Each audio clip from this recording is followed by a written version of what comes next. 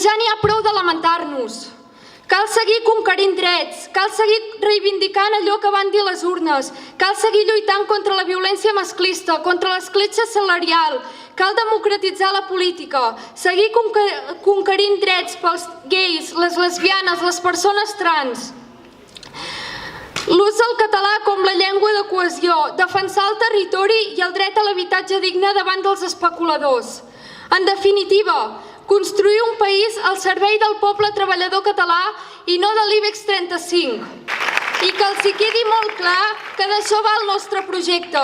No volem jugades mestres, necessitem unitat estratègica, que ja n'hi ha prou d'escoltar cants de sirenes.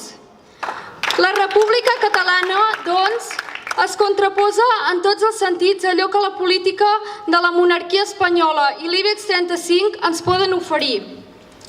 Cal per això ser conscients que tot allò que no ens porti cap a la ruptura amb l'Estat ens porta cap a la pèrdua de drets i llibertats.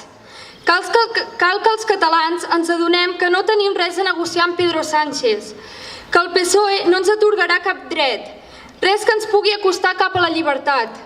Nosaltres d'això en som molt conscients, però hi ha partits com Esquerra i els Comuns que després del 28A tenen intenció de cedir xantatges a canvi de petites engrunes autonòmiques.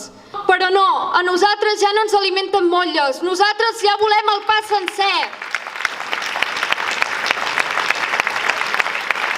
Aquesta primavera serà crucial, un punt d'inflexió en el procés d'alliberament dels països catalans.